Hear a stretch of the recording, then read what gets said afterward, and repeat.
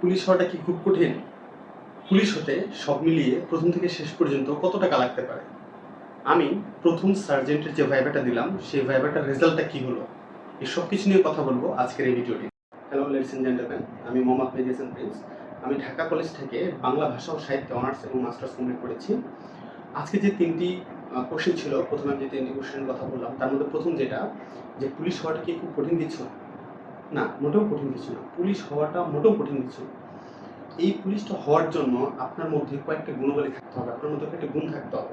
তার মধ্যে প্রথম যে গুণটা সেটা হচ্ছে আপনার মধ্যে ধৈর্য থাকতে হবে, আপনার মধ্যে ডেডিকেশন থাকতে হবে এবং আপনার সততা থাকতে হবে। সততাটা মাস্ট থাকতে হবে। অনেকে বলবে যে অনেক পুলিশ তো অসৎ, সেই বিষয়টা আমরা পরে যাবো, পরবর্তী কোনো ভিডিওতে আমরা এই বিষয়টা নিয়ে আলোচনা করবো। তো এই কয়েকটা বিষয় যদি আপনার মধ্যে না থাকে, আপনার মধ্যে যদি ধৈর্য না থাকে, আপনার মধ্যে যদি সততা না থাকে এবং ডেডিকেশন না থাকে, তাহলে আপনি কখনোই পুলিশ হতে পারবেন না। এটা হচ্ছে 1 নম্বর পয়েন্ট। সেকেন্ড যে পয়েন্টটা আমি বলেছিলাম, যে পুলিশের প্রথম থেকে লাস্ট পর্যন্ত শেষ পর্যন্ত আপনি কত টাকা লাগবে আপনার পুলিশ হতে, অর্থাৎ আপনি কত টাকা দিয়ে পুলিশ হতে পারবেন। অনেকে ভাবে যে পুলিশ হওয়ার জন্য হয়তো বা মামা, খালু, তারপরে চাচা এসব ধরতে হয়, বিভিন্ন মন্ত্রী এমপি ধরতে হয়, বাট এটা টোটালি রং কনসেপ্ট। এটা যদি হয়ও আমি বলছি না এটা হয়, যদি হয় সেটা খুবই নগণ্য, খুবই কম, এবং একটা পর্যায়ে গিয়ে আপনি যদি কোনোভাবে টাকা দিয়ে বা কাউকে ধরে কোনো রেফারেন্সের মাধ্যমে ঢুকতে চান বা ঢোকেন, ইন ফিউচার কিন্তু আপনি এটা ক্ষতির শিকার হবেন। ঠিক আছে, এই বিষয়টা নিয়ে আমরা পরে আলোচনা করব। পুলিশ হওয়ার জন্য কত টাকা লাগে এটা যদি আমি বলি, সেটা হচ্ছে মাত্র 271 টাকা দিয়ে আপনি পুলিশ হতে পারবেন। 2 নম্বর যে কোশ্চেনটা সেটা হচ্ছে পুলিশ হতে কত টাকা লাগে, অর্থাৎ কত টাকা দিয়ে আপনি পুলিশ হতে পারবেন।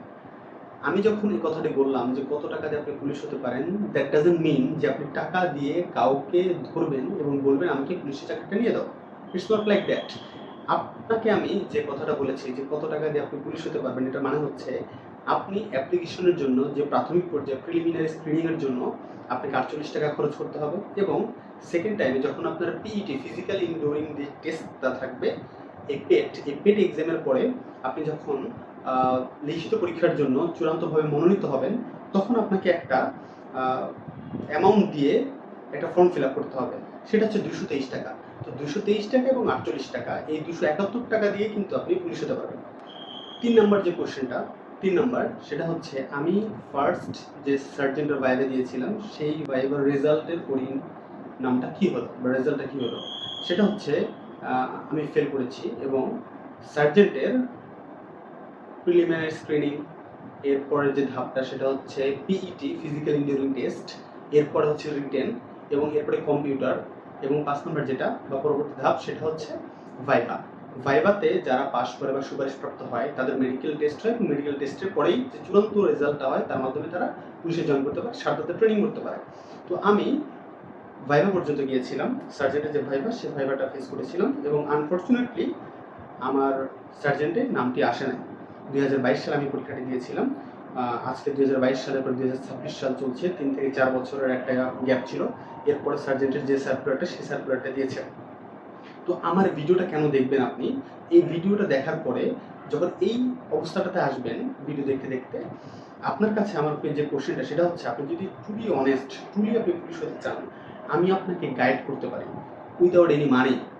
আমি জানি যে এই পুলিশে ঢোকার জন্য বা পুলিশ হওয়ার জন্য কোনো জায়গাতে আলাদাভাবে পড়া, কোনো জায়গাতে আলাদাভাবে টাকা দেওয়া কোনো প্রয়োজন নেই। আপনি নিজেই নিজের যোগ্যতায় কিন্তু একা একা পুলিশ হতে পারবেন। এবং আমি যে ডিফিকাল্টিসগুলো ফেস করেছি এবং যেভাবে করেছি এবং যা করেছি সে সব কিছু আমি আপনাদের সাথে শেয়ার করব। এর সাথে আরেকটা বিষয়, সেটা হচ্ছে failure is the pillar of success.